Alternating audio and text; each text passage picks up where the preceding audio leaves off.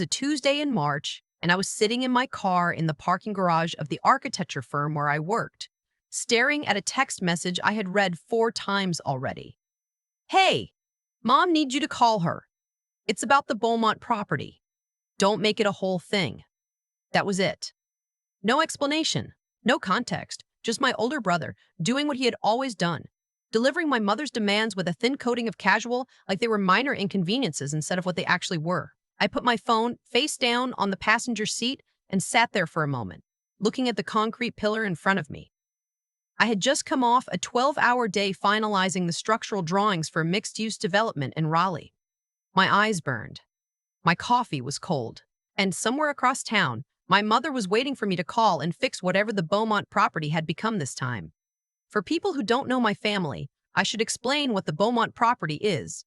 It's a 4-unit rental building in Savannah, Georgia, that my grandfather built in 1979. He left it in trust to the family when he passed, which in practice meant that my mother controlled it, managed it, and, as I would eventually discover, used it as a personal ATM for years, while I quietly, dutifully, signed whatever she put in front of me because I trusted her, because I loved her, because I had not yet learned that in certain families, love is just another word for liability.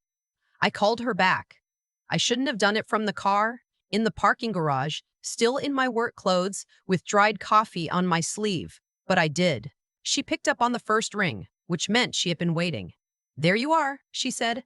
Not hello, not how are you, just there you are, like I was a misplaced object she had finally located. "Mom." I kept my voice even. "What's going on with Beaumont?" There was a pause. The kind of pause she uses when she is deciding how much to tell you. I know that pause the way I know the sound of my own heartbeat. "There's been a small situation with the insurance," she said. "Nothing dramatic, but we need you to come in and sign a few things to get it sorted." "What kind of insurance situation?" "Ren, I am not going to explain the entire thing over the phone. Just come to the house on Saturday. Your brother will be here. We'll have lunch." I almost said fine. The word was right there, already shaped in my mouth. I had said it 100 times before, in 100 versions of this exact conversation. Fine. Saturday. I'll be there. But something stopped me.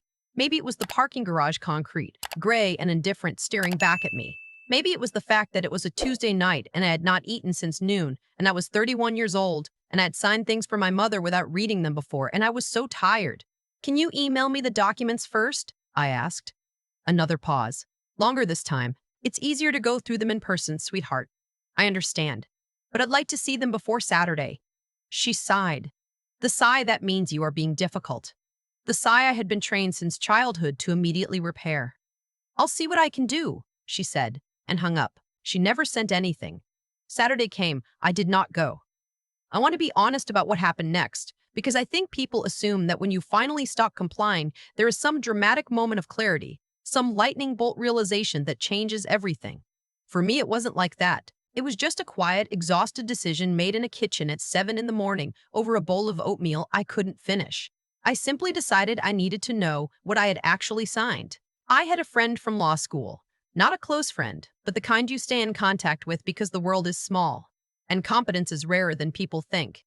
Her name is not important. What matters is that she owed me a favor, and she was the kind of attorney who did not bill in small increments. I texted her. She called back within the hour. "Send me everything you can find," she said. "Deeds, trust documents, any contracts with your name on them. Whatever you have access to." I spent that Saturday pulling files. I had copies of some things, a few documents my mother had emailed over the years with a cheerful, "Just need your John Hancock on this one." I had assumed they were routine. Property management agreements, maintenance authorizations.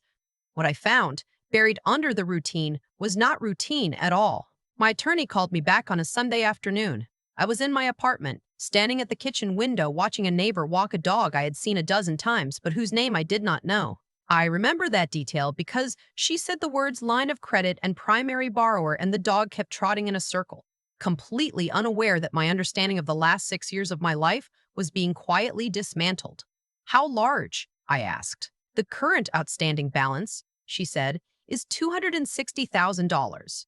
The line was opened 4 years ago. Your signature is on the origination documents." I set my phone down on the counter.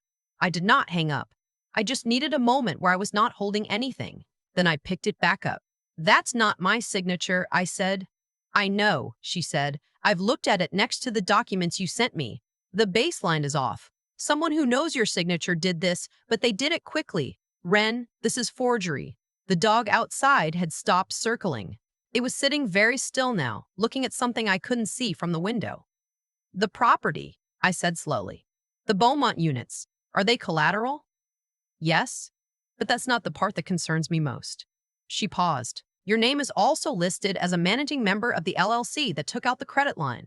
If that LLC defaults, and based on what I'm seeing in the payment history, it is not far from that, you could be personally liable. Your savings, your retirement accounts, your professional license. My professional license. I had just passed my air boards 8 months earlier. I had spent 3 years studying for them while working full-time, waking up at 5 in the morning to do practice exams before the rest of the city was awake. A financial default attached to a managing member could trigger a review by the state licensing board. It could flag me as someone who could not manage her own obligations. They had not just taken money. They had borrowed against my future. I want to understand what I'm looking at, I said. All of it. Every document with my name. I'll have a full accounting to you by Wednesday, she said. And Ren, I need you to not contact your mother or your brother about this yet. Not until we know the scope. I agreed. I kept my phone face up on my nightstand that night and did not sleep particularly well, but I did not reach out to either of them. That was harder than it sounds. My whole life, the reflex when something was wrong in the family was to call my mother, to smooth it over, to find a way to make the discomfort stop. Old habits are not ropes. They're spider webs. You don't feel them until you're already caught. Wednesday came. My attorney laid it out. The credit line at $260,000 was the largest piece, but not the only piece. There was a contractor invoice in my name for work done on the Beaumont units 3 years ago, $38,000 that I had never authorized. There was a signature on a lease modification, reducing the rental income from the 2 occupied units, a modification that had been signed by me approximately 18 months ago at a time I could prove, with phone records and work timesheets, I had been in Raleigh on a job site. The scope, as my attorney put it, was significant. What do I do? I asked. First, she said, we file for an emergency credit freeze on anything tied to your name or the LLC. Second, we begin building the documentation for a forgery claim. Third, she paused, and I could hear her choosing her words. I think you should know that I ran a background search on the other named members of the LLC. Your mother and your brother are both listed, but there's a third name, a man named Aldous Crane. I did not recognize the name. I told her so. That's what I thought, she said, because he's not a family friend. He's a commercial real estate investor who has been named in 2 previous civil suits in Georgia for predatory loan structuring. One of those suits was brought by a woman who claimed her family property had been used as collateral without her knowledge. I sat with that for a moment. My mother knows this man. They have a paper trail going back at least 5 years, she said. I stared at the wall of my office. Outside, the city made its ordinary sounds. Traffic, a distant siren, someone's music from the apartment above mine.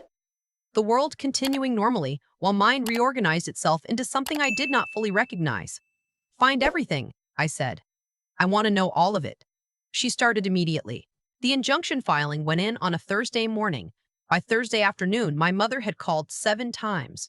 My brother called twice and then sent a text that said, in full, "This is insane. You're burning the whole family down over paperwork. Call Mom." I did not call my mother. I was at my desk at the firm, working on a set of elevations, when my attorney called me back with something she described as an interesting development. Her voice had shifted, not alarmed, but focused in a way that made me sit up straighter. Aldous Crane reached out to my office this morning, she said. He did? He wants to meet. He says he has information about your family's involvement with the Beaumont property that you need to hear directly. He specifically asked that you be present. Is he the one who defrauded me? That, she said carefully, is what I am not yet certain of.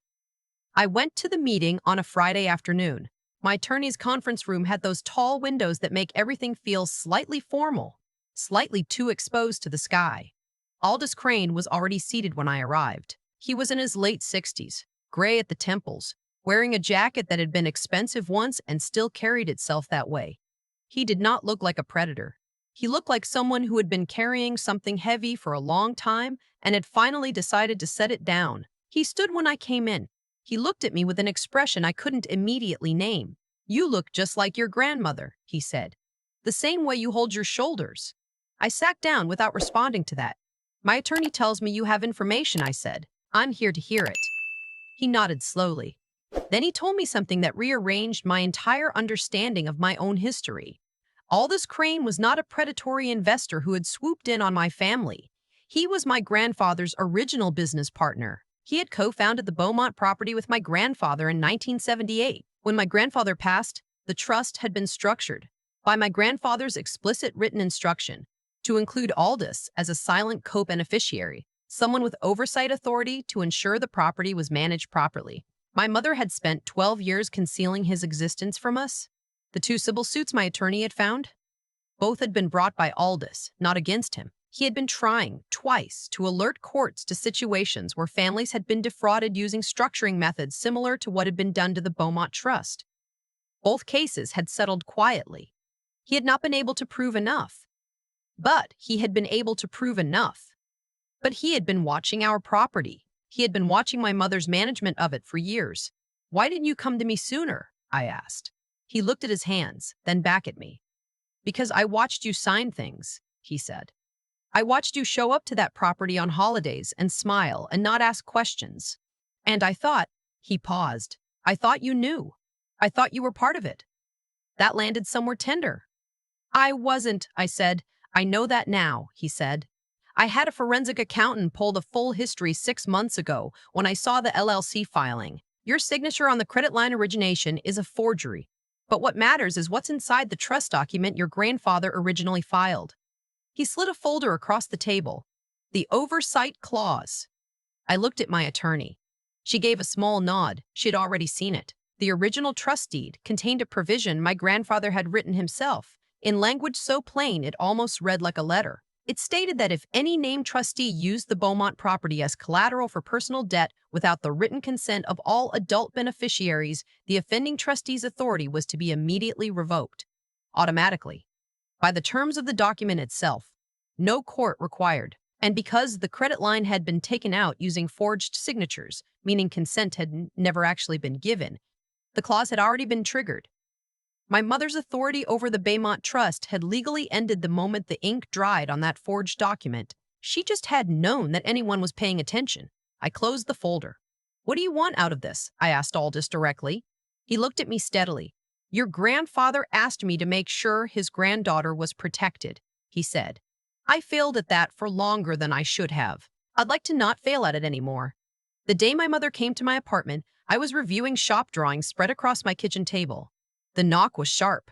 3 knocks, the same pattern she has used my entire life, the one that manages to sound like both a greeting and a command. I opened the door. I did not open it all the way. She looked smaller than I expected.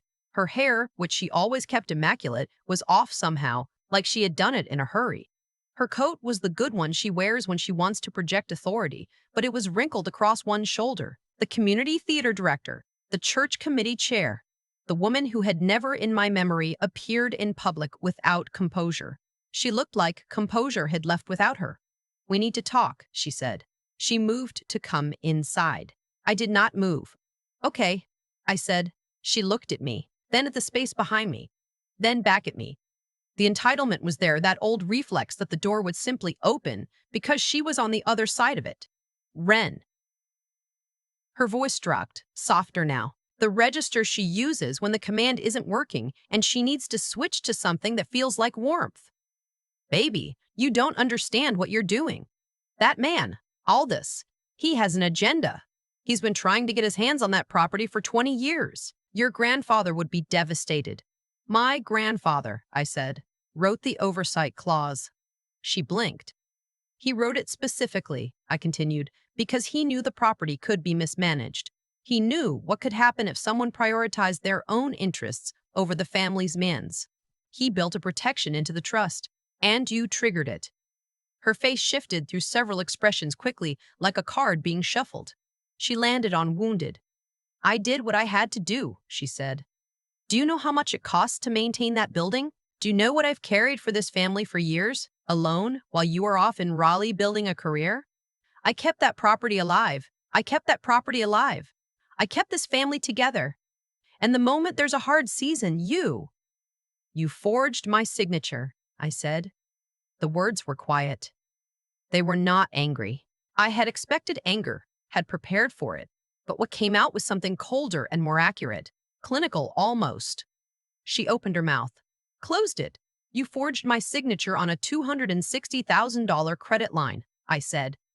You created an LLC with my name as a managing member without my knowledge. You signed a lease modification as me while I was in another city. You didn't have a hard season, Mom. You built a structure that would have collapsed on top of me while you walked away from the debris. It was for the family, she said, and her voice cracked on the last word in a way that might have broken my heart in another version of this conversation. I am part of this family, I said. You just decided I was a resource, not a member. She grabbed for my arm. You have to call off the injunction. You have to call Aldous and tell him you've changed your mind. This can all go back to normal. It can't, I said. I reached past the doorframe and handed her the envelope my attorney had couriered to me the day before.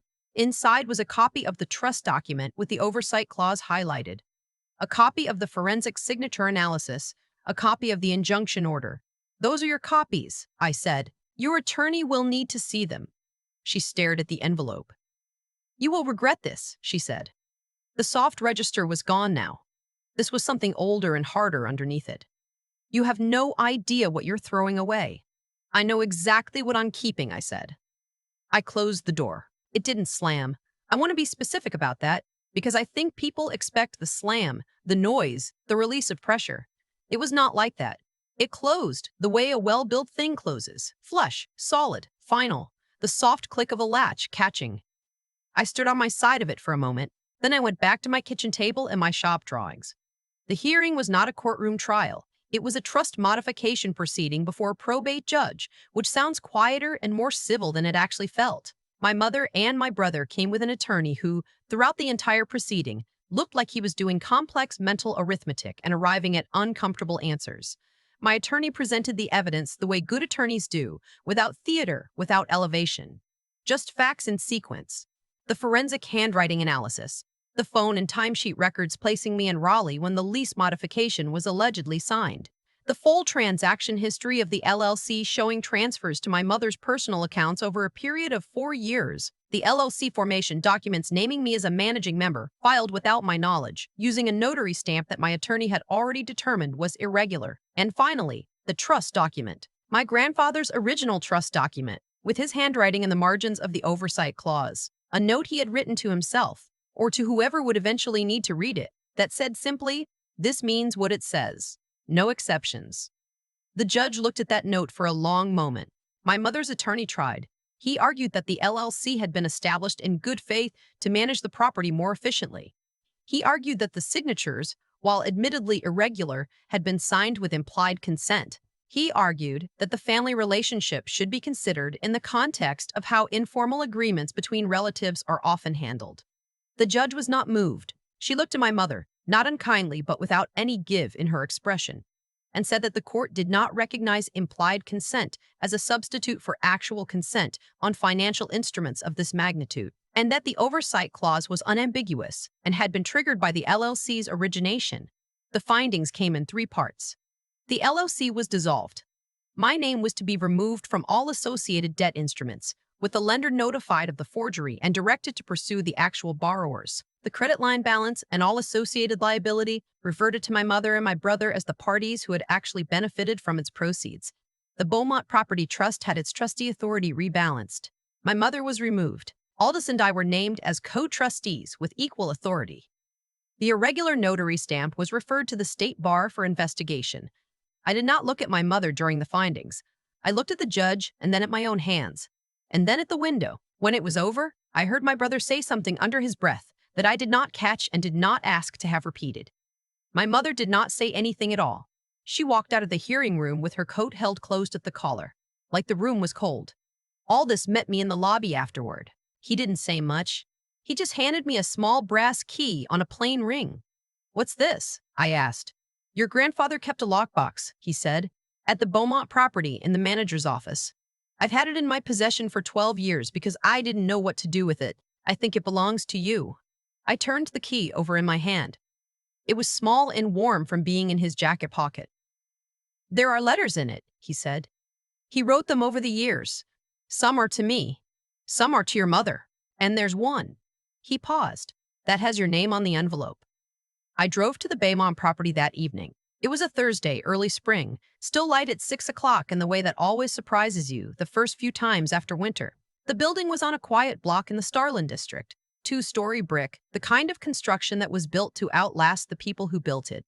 I had been there dozens of times as a child. I had helped sweep the walkway once with a broom too tall for me. I had eaten peaches on the front steps with my grandmother while my grandfather walked the perimeter of the property, checking downspouts. I had not been here in 4 years. The manager's office was on the ground floor, off the small interior courtyard. The lockbox was where Aldous said it would be, on a shelf behind a filing cabinet that had not moved in decades. The key fit. The lock turned. Inside were letters, exactly as he had said. I found the one with my name on it near the bottom. The envelope was sealed, my grandfather's handwriting on the front, my name in blue ink, and beneath it, in smaller letters, "For when you need it." I sat down on the floor of that small office in the fading Thursday evening light, and I opened it. I am not going to tell you everything he wrote. Some things are not for retelling. But I will tell you this: he knew. He had watched my mother for years, and he knew what she was capable of. And he had built that oversight clause not as a general protection, but as a specific one for a specific person in the family he trusted to honor what he had built. He had written my name into the structure of that trust long before I was old enough to understand what a trust was. He had seen me before I had learned to see myself. I sat there for a while after I finished reading. The light went from gold to gray to the particular blue that comes just before dark. Somewhere in the building above me, one of the tenants was cooking something that smelled like garlic and rosemary. The building was alive in the way old buildings are when they're tended properly, not in spite of their age, but because of it. I folded the letter and put it in my jacket pocket. That night, I opened my laptop at the kitchen table. The shop drawings still spread around me from earlier. I pulled up the folder I had created when all of this started. Every document, every forensic report, every court filing, every email with the timestamp I had used to rebuild the truth. I had named the folder Documentation because I hadn't wanted to be dramatic about it, and now, looking at it, I thought that was actually the most honest name it could have had. I selected the folder. I moved it to a secure archive and set a password. Not deleted. Archived. Because I had learned in the past several months that the difference between destroying evidence of a wound and putting it somewhere it can heal properly matters. You don't burn the medical records. You just don't have to look at them every day. Then I closed the laptop. I walked to the window. It was properly dark outside now. The city doing what cities do at night. Contracting and expanding at the same time. The particular intimacy of a place where a lot of people are living their separate lives in close proximity. I had lived in this apartment for 3 years, and I had never fully felt like I lived here. Like I was always slightly braced for the next phone call, the next text, the next small situation that required me to show up and fix something that had never been mine to fix. The bracing was gone. I don't know exactly how to describe what that feels like. There isn't a dramatic word for it. It's not triumph. It's not even relief quite. It's more like the feeling when you've been clenching a muscle so long you forgot it was clenched. And then, for whatever reason, it finally releases. And the release itself is slightly surprising because you didn't realize how much effort you had been expending just to maintain the tension. My whole life, I had been told that family is the thing you hold on to, that the people who share your blood are the roots of you, the foundation, the thing that keeps you from blowing away. And I had believed it. Functionally, even when the evidence said something different. I had believed it hard enough to sign things without reading them. I had believed it hard enough to drive 4 hours in December to fix a small situation with insurance that was never about insurance. But roots and anchors are different things, even though they're both underground. Roots give you something. They take water and turn it into the thing that lets you grow. An anchor just keeps you in one place, and the place it keeps you is its place, not yours. You don't get to choose the coordinates. You don't get to move with the current. You're just held there, at depth, while the surface of your life passes overhead. I had confused the two for 31 years. Letting go of an anchor is not the same as losing your roots. That's what I understand now. Standing at the window of an apartment in a city where I chose to live, in a career I chose to build, holding a key in my jacket pocket that was always meant to be mine. If you've ever had someone convince you that their anchor was your foundation, I hope you find the difference. I hope you find it before they cost you $260,000 and your grandfather has to build a legal clause from beyond the grave to protect you from the people who were supposed to love you first. The Beaumont property has new management now. Proper management. Aldous handles the finances. I handle the structural assessments. Last month, we replaced the gutters on the east side, the ones that had been failing for 2 years, and I stood in the courtyard watching the crew work and thought about my grandfather walking the perimeter with his clipboard checking downspouts. I think he would have liked this. I think he built the thing to last. If any of this sounds familiar, if you've ever been treated like a resource instead of a person by the people who were supposed to protect you, I want to hear your story. Leave it in the comments. Tell me what you held on to and what you finally let go. I've thought a lot about what my grandfather understood that I didn't. He never sat me down and explained it. He never warned me about my mother in plain language, never pointed at her and said, "Watch out for this." He just built a clause into a legal document in 1979 and wrote a note in the margin that said, "This means what it says. No exceptions." And then he waited, the way careful people wait for the structure to do its work. That's the part that stays with me. He saw something clearly about her, about what she was capable of, about what she would eventually do with something she was trusted to protect. And instead of fighting it directly, he built a container for the consequence. He made it so that the harm she would one day choose to do would carry its own correction inside it. He didn't have to be there. He just had to build the thing right. I think about all this too. 12 years he held that lockbox. 12 years he watched from a distance, trying twice through the courts to flag what was happening, failing both times because the evidence wasn't enough, because the structure hadn't been triggered yet. People want to ask why he didn't do more, and I understand that question. I asked it myself, sitting across from him in that conference room. But I think the honest answer is that you cannot save someone from a situation they are actively choosing to remain in. I kept signing things. I kept driving 4 hours to fix small situations. I kept saying, "Fine," when I should have been saying, "Send me the documents first." The clause was always there. The protection was always there. It just needed me to be ready to use it. That's the part I sit with. Not what my mother did. I understand now what she did and why she did it, and understanding it doesn't require me to excuse it. What I sit with is my own compliance. The years of signed documents and unanswered questions. The training. So deep I didn't feel it as training. To treat her comfort as more important than my own clarity. There's a version of this story where I'm the victim, and technically that version is accurate. A forensic handwriting analysis confirmed the forgery. A judge agreed. The record reflects it. But I'm not interested in living inside that version, because the more useful truth, the one that actually changes how I move through the world, is that I was complicit in my own vulnerability for a long time. Not because I was weak, because I had been taught expertly and consistently that love required it. It doesn't. That's what I know now. Real love does not require you to unask questions. It does not require you to not read the documents. It does not show up at your door in a wrinkled coat demanding that you call off the people who are simply telling the truth. What my grandfather left me wasn't just a property. It was a demonstration. He showed me, through the way he built that trust, what it looks like to act with integrity over a long horizon, to do the right thing in a structure that outlasts you, for a person who might not need it for decades. He showed me that competence and ethics aren't separate qualities. They are the same quality, applied with patience. I'm trying to build that way now. In my work, in my choices, in what I'm willing to sign and what I'm willing to walk away from. The Beaumont gutters needed replacing for 2 years before we finally did it. We did it right. That feels like a beginning,